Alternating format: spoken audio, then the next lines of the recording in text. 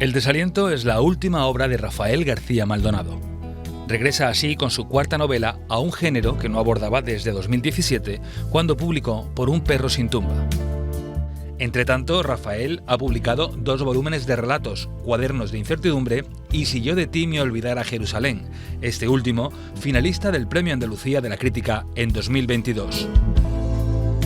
Hizo además su incursión en el género del dietario con su Diario de cabotaje, y con Benet, la ambición y el estilo, en el año 2018, firmó un ensayo que obtuvo un importante reconocimiento en su disección de una de las figuras clave de la narrativa española del siglo XX. Su último trabajo, que comenzó a gestarse durante los meses más duros de la pandemia, es un paso más en esta trabajada carrera literaria, y sobre ella hablamos con él en su estudio de Coín, en el que tantas horas dedica a escribir y a leer.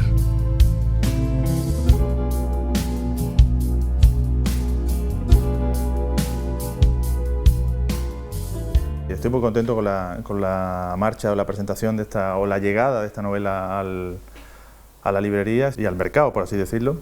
Evidentemente no busco un gran público lector. Tengo la fortuna de, no trabajando para ellos o no dándole unas grandes facilidades al lector, sí tengo un público fiel, pequeño y fiel, pero y cada vez mayor, ¿no? Como habían funcionado bien los diarios, el diario de cabotaje, para ese público fiel o público que me sigue más o que está atento a todo lo que hago, me metí, pero bueno, también siendo honesto y siendo coherente con otra experiencia anterior, que era la de un alter ego, ¿no? Una especie de heterónimo que ya puse en algún cuento, que es Guillermo Garcés, ¿no? Guillermo Garcés es un personaje que no soy yo, pero perfectamente puede reconocérseme como él. No sé si autoficción, pero yo quería más a esos lectores que me siguen, ese guiño a meterme yo también, o ese personaje que se parece a mí, meterlo en el desaliento. Pero vamos, no creo que sea el más importante. Creo que bueno, es un personaje clave, pero no el más importante de la novela, ¿no? La trama tiene un interés y un peso, y sin él pues evidentemente no podría ni hacerse un libro. Pero es verdad que yo en ese quizá haya sido mi proceso de madurez literaria, el ir dándome cuenta de que para mí es más importante cómo se cuenta una novela, el estilo, la forma, la técnica, más que el asunto el plot o el argumento en sí de la novela, ¿no? He ido pasando, aunque es verdad, como dices, que la primera novela, siendo una novela narrativa, una novela más bien realista, una novela con muchos personajes, con muchas historias, me he dado cuenta de que yo quizá esté más hecho para una novela, sí, no sé si llamarla, como decía Javier María, de reconocimiento, en vez de que esas novelas en las que se explora constantemente aquello, como decía Javier María, aquello que no sabíamos que sabíamos, ¿no? Esa manera de entender la literatura más reflexiva, más de pensamiento, más de poesía, no lo sé. Pero yo creo que sí, que el paso grande ha sido de una novela larga y realista a una novela, como decía Lobo Antunes, que están escritas por detrás. No siguiendo una línea argumental, sino más una novela que se cuenta a través de los sentimientos, las emociones, las pulsiones, la irracionalidad de unos personajes, ¿no? En toda la novela planea de una forma constante un sentimiento de culpa por parte del narrador, pero también presente en el resto de voces que componen este retablo polifónico, reflejo de la sociedad occidental de finales del siglo XX y comienzos del XXI. Esta novela tiene una línea de denuncia del mundo postcolonial, eso, y no lo niego, ¿no?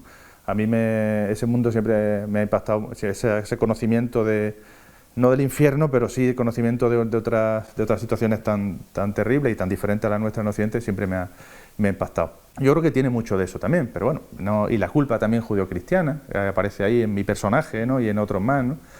Entonces, el desaliento, realmente el título, como hay un montón de personajes que están en una situación límite, están todos desalentados de alguna forma, ¿no? Todos esos personajes, esas voces que van hablando, tienen alguna relación con el desaliento. Creo que también, como apuntó Luis Sanz Irles en la reseña, creo que la relación con Conrad mía, que además de que es uno de los autores que más me ha impactado siempre y me ha influido y me ha maravillado, es que Conrad utilizaba una trama más o menos de aventura, un gran argumento poderoso, pero en el fondo él, más que de las tempestades atmosféricas, las tempestades atmosféricas eran una excusa para hablar de las tempestades morales, ¿no? De lo que hay dentro de los seres humanos en situaciones límite. Y eso es lo que siempre me ha interesado de Conrad. Era un mago, ¿no? Hago un truco en el que yo te cuento una historia de los mares del sur, pero no te estoy contando realmente la historia de las profundidades del alma humana, ¿no? Lo que él hizo con felicísima metáfora, el corazón de las tinieblas, ¿no? Para Rafael es importante desligarse del libro una vez que ya está en manos del lector. Entiende que es precisamente ese lector el que debe completar los huecos que pueda dejar tanto la trama como la propia tesis de su obra con los mimbres que el autor ha dispuesto.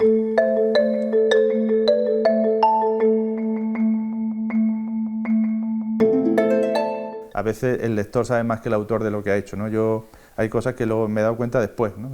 Yo creo que el estilo literario o la literatura no es tanto una actividad racional como irracional, ¿no? Yo creo que ahí hay un momento a los 10, 15, 20 minutos de empezar a escribir donde uno no sabe muy bien quién está dictándole lo que está escribiendo y por qué está haciendo eso, y yo soy de los que no sé muy bien cuando empiezo a escribir dónde me va a llevar el folio, ¿no? No sé si suena esto cursi o de alguna forma, pero creo que la novela perfecta es la que tiene un equilibrio perfecto entre la epopeya, una historia, una épica y una lírica, ¿no? A la literatura es verdad que sin poesía para mí no tiene mucho sentido, ¿no? La trama, eso como te digo, lo aprendí de Conrad, tengo que hacer una trama que sea, bueno, ¿qué está pasando aquí? ¿Esto qué es? Pero a la vez, ¿qué le está pasando dentro de esos personajes, ¿no? Que están al límite? Y porque a mí me interesa eso, la angustia del ser humano en el tiempo. Eso es lo que yo siempre digo que es lo que a mí me interesa para escribir, ¿no? ¿Qué hace una persona en un mundo al que no ha aparecido sin quererlo, sin pedirlo, y tiene que sobrevivir una especie de campo de batalla, sabiendo además que tiene la batalla perdida, ¿no? Eso, ¿cómo sale uno de ahí con cierta dignidad? Eso siempre es lo que me ha interesado, ¿no? El desaliento, como decimos, ha sido su regreso a la novela, donde vuelve a estar presente una obsesión del autor clave en su obra, el sur, como un personaje más en esta construcción coral. Una especie de oratorio, no exactamente una novela, sino una especie de de oratorio en el que muchas voces dan su versión sobre unos hechos, ¿no? Que son un conflicto diplomático ocurrido al comienzo de los años 80 en un país que se llama Zambia, pero que todo el mundo que contenga algo de perspicacia pues sabrá que estoy hablando de Senegal, ¿no? Pero como yo casi todo lo que yo he hecho lo he desarrollado, lo he hecho en ficción, lo he desarrollado en un pueblo ficticio del sur que se llama Majer, un pueblo arquetípico sureño español, me parecía raro hablar de Majer y de una cosa que está ahí entre el territorio mítico y la realidad y hablar de un país africano real, ¿no? Preferí cambiarle el nombre, una cosa puede recordar a Gambia, a Senegal, a cualquier país africano, ¿no? También tiene mucho, evidentemente, del sur, que siempre me ha obsesionado, porque me he criado literariamente leyendo a Faulkner, su mundo árido, su mundo tremendo del sur estadounidense, hasta que yo me di cuenta de que no había una gran diferencia entre los sures diferentes de los países, y que el nuestro también tenía las mismas posibilidades narrativas y muchos parecidos en muchos tipos de situaciones, ¿no? Yo me acuerdo que una de las imágenes que cuando yo intento recordar qué me impactó tanto para empezar a escribir esta novela, no fue tanto la experiencia como cooperante en Senegal, que fue una cosa tremenda para mí, que no había salido parcialmente de Europa, ¿no? Había visto nada más que el lado bueno del mundo. Estaba en un fin de semana en una excursión de senderismo por Cazorla y fui a comprar el periódico por la mañana y vi esas plazas de los pueblecitos llenas de negros alrededor de fuentes esperando que los contratara alguien para un jornal diario, ¿no? De las grandes plantaciones de olivos y tal. Y digo, bueno, esto es Faulkner, esto es absolutamente Sartoris en los años después de la guerra de secesión, cuando cientos, miles de negritos iban mendigando un jornal, porque era lo que pasaba, y de hecho a Faulkner casi le cuesta el premio Nobel decir que fue tan brutal lo que ocurrió durante esos años en los que acababa de caer la esclavitud, pero los negros todavía no tenían apenas derechos, cuando decía Faulkner que algunos añoraban la servidumbre, ¿no? Por lo menos tenían techo y comida, ¿no? Esa imagen de tantísimos negros esperando un jornal, a mí me impactó mucho. Dije, yo también estoy en ese sur faulkneriano, ¿no? Y voy a explotar esto hablando de mi propio sur, ¿no? De ese sur todavía con atrasos, todavía lleno de gente que vive muy directamente de la agricultura y con muchos parecidos a ese sur estadounidense profundo, ¿no? Hay un personaje ahí, ¿no? en la la viuda del coronel Zambrano, que es un personaje también bastante folleriano, luego me he dado cuenta, ¿no? O sea, que también con una mecedora como esta, la que yo tengo, viendo sus plantaciones, con los flamencos por arriba, yendo hacia Doñana.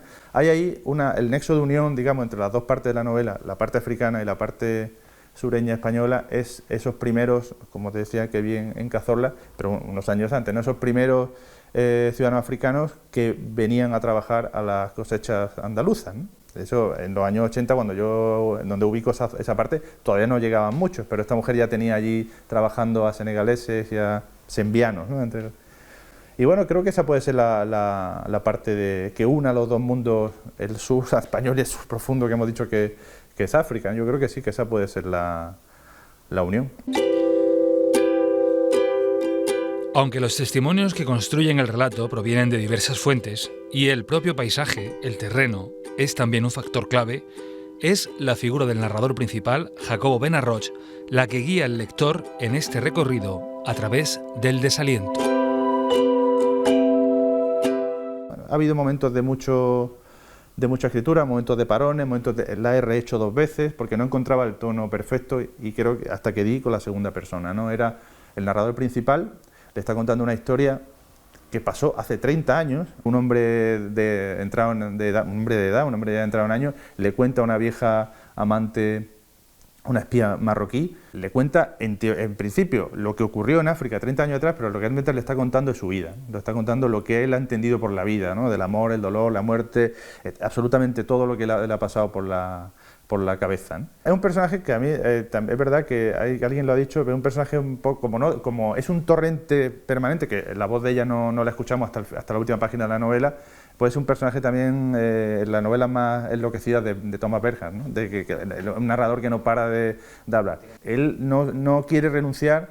Él se ve un hombre, hay un momento en el que hace cuando se mira en el espejo, ¿no? No reconoce a ese hombre con ojeras, ¿no? Canoso, y él no acepta que ya no pueda ser el hombre que era, ¿no? Y por eso meto durante todo el Parlamento una especie de seducción de esa mujer que todavía no ha llegado a estar entrando en la madurez, pero todavía es una mujer guapa, y él se niega a no poder.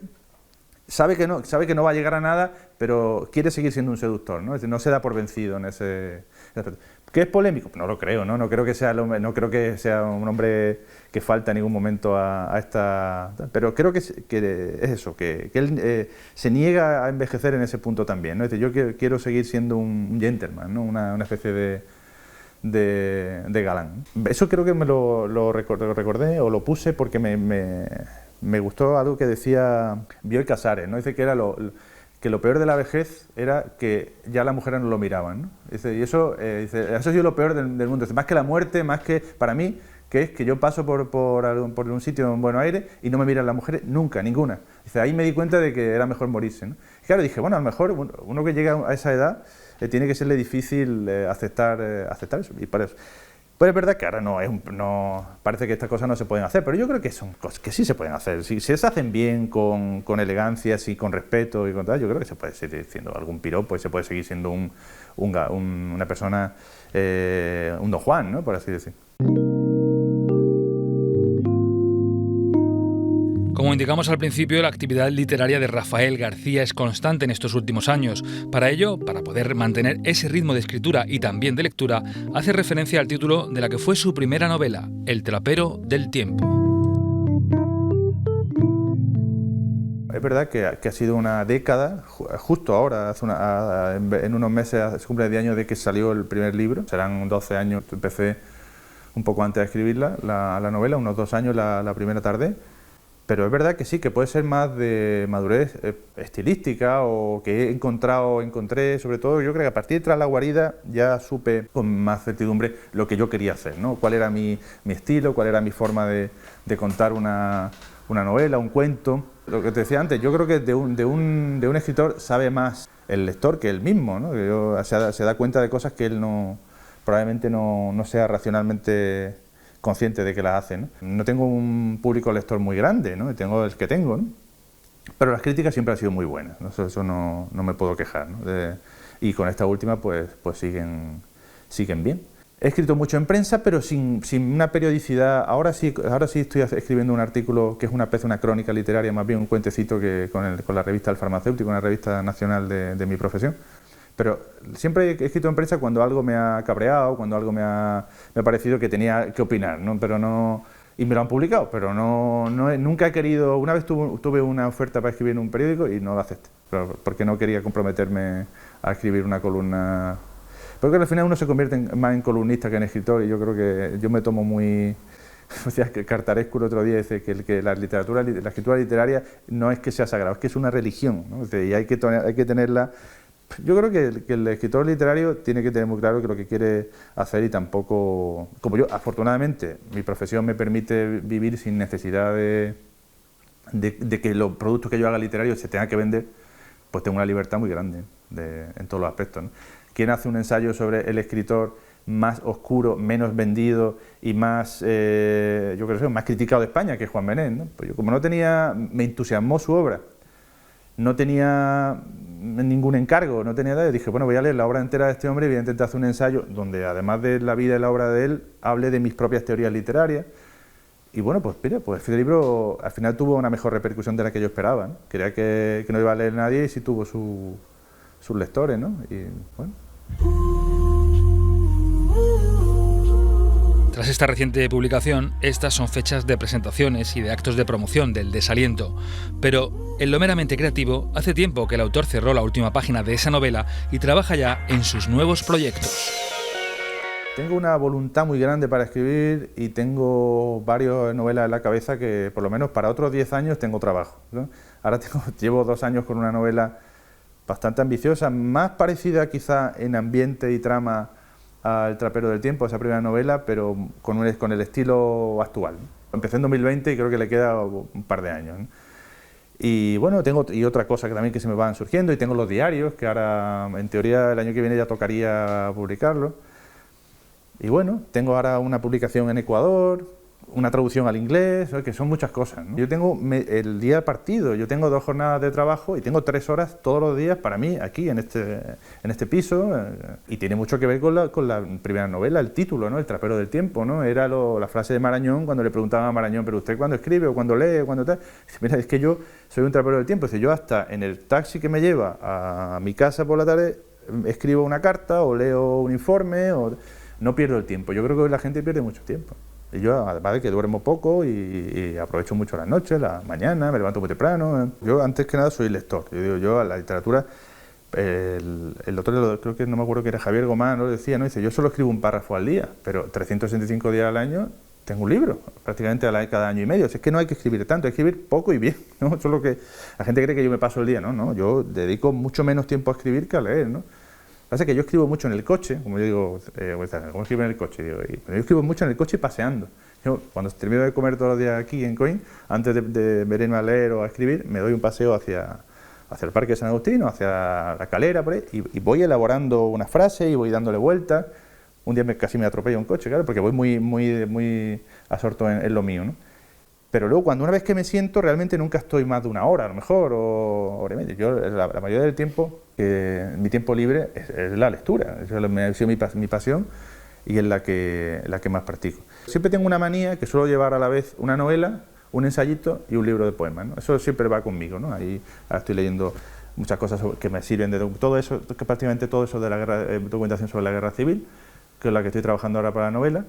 Y de esas 3 cosas que llevo siempre encima, la novela, el ensayo y suele algo tener que ver con la novela que estoy escribiendo, ¿no? Siempre, casi siempre, ¿no? Y luego, pues siempre, claro, cuando termino un libro recurro siempre a esos maestros de los que no me bajo, ¿no? Pues Faulkner, Conrad, Lobantunes, Onetti y Proust, ¿no? Que son fundamentalmente los 5 que yo más frecuento. Aunque le debo, y también lo he dicho alguna vez en alguna entrevista, le debo ser escritor a Céline. Yo, si no hubiese leído Viaje al fin de la noche, nunca hago El Trapero del Tiempo, porque creo que además se nota claramente que hay ahí mucho de imitación de esa novela, ¿no? Esa novela me impactó tanto, me maravilló tanto, que no la he querido releer tampoco porque no se pase ese hechizo de... no me decepcione, ¿no? Pero yo recuerdo que leí aquello como... fue un impacto tremendo. Y inmediatamente me puse a escribir El Trapero del Tiempo cuando terminé.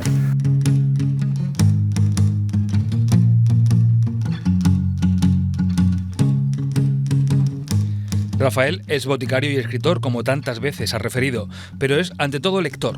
Esa pasión por los libros le ha llevado, junto a su mujer Mariló Rubio, a crear Luz de Agosto, una pequeña editorial con la que editar con esmero obras, en algunos casos ocultas, de la literatura universal. Luz de Agosto, además, por lo visto, es una mala traducción de alumbramiento en agosto, ¿no? De Like in August, que es como... Hay un juego de palabras ahí que quiso hacer Faulkner de dar a luz en agosto, que una mujer que se queda ligera en agosto, con la luz y ligera. Y, bueno, la Lena Grove, la personaje de la novela, que va embarazada buscando al padre del niño, ¿no? Una novela que eso es de lo mejor que se ha escrito en todo el siglo XX, ¿no? Y creo que era un nombre bonito para un proyecto como este. Un proyecto que le debo, entre otras cosas, a Javier María, de quien todavía me cuesta mucho trabajo creer que ha muerto. Pues, es como decía el otro día yo, que son personas que no parecen... Eso lo dijo él de Benet cuando murió Benet. Dice, es muy raro que esté muerto porque hay personas que no están hechas para la muerte, cuya ausencia es un gran misterio. Él tenía un sello, tengo varias 12 novelas de su sello, Reino de Redonda, que él decía, bueno, si esto realmente no es una editorial, es un sello. Y yo, pues claro, es verdad, digo, cuando tengo dinero saco uno que me gusta y punto. Y no me da igual que se venda o no se venda, porque realmente es un placer que me doy más a mí, e intento dárselo a buenos lectores. La pandemia, en la que no he parado de trabajar ni un solo día desde el principio, además eso sí que fue una experiencia que algún día contaremos, ¿no? De cuando no sabía qué hacer con las farmacias, ¿no? Porque todo el mundo tuvo claro que había que cerrar centros de salud, hospitales, pero las farmacias se quedaron ahí, era el único sitio que estaba junto con las tiendas de los comercios de alimentación abiertas, sin ningún tipo de protección, no sabemos qué iba a pasar con nosotros, no sabemos cómo atender a la gente, no había protocolos, si teníamos que cerrar la puerta, si era por el guardiero. No paramos de trabajar, ha sido un año muy duro y encima no gastaba. Y ahorré un poquito de dinero y le dije a mi mujer, y digo, queríamos hacer un proyecto juntos, digo, oye, ¿y si sacamos algunos libros, ella como diseñadora, como editora, y yo simplemente como haciendo prólogos o como una traducción? El primero lo traduje durante el verano primero de la pandemia, una novela corta de Melville, maravillosa, que es Benito Cereno, a mi juicio casi mejor que las grandes suyas, que es Moby Dick, y luego hemos sacado, una vez que recuperamos la inversión de esa, una de mis novelas favoritas de todos los tiempos, que es Los adioses de Onetti, a la que yo le hice un epílogo, ¿no? La traduje. Pues es un proyecto que surgió en casa con Mariló y copiando un poco la idea de Javier María, ¿no? Hemos sacado 2 de momento, pero son libros que son creo para coleccionistas, son una edición muy cuidada, solo 500 ejemplares, nunca va a haber segunda edición ni nada, esos son los que hay. Y bueno, de obras que, aunque estén a lo mejor editadas o no, se les da un trato diferente, ¿no? Y bueno, esa era la idea, simplemente se pudo hacer esa inversión pequeñita gracias a la pandemia. Una de las pocas cosas buenas de la pandemia fue que ahorré un poco de dinero y lo invertí ahí. En vez de comprarme un coche o una moto, pues lo hago en lo que me gusta, que es la literatura. Y esperemos que siga, ¿no? Porque sobre todo es bonito hacer algo con tu pareja, ¿no? Bueno, más allá de tener una casa, unos hijos, algo que se materialice, ¿no? Y mira, eso lo hicimos y hubo un lector, y hay muchos lectores que nos lo han agradecido, ¿no? Y eso ya merece la pena, ¿no?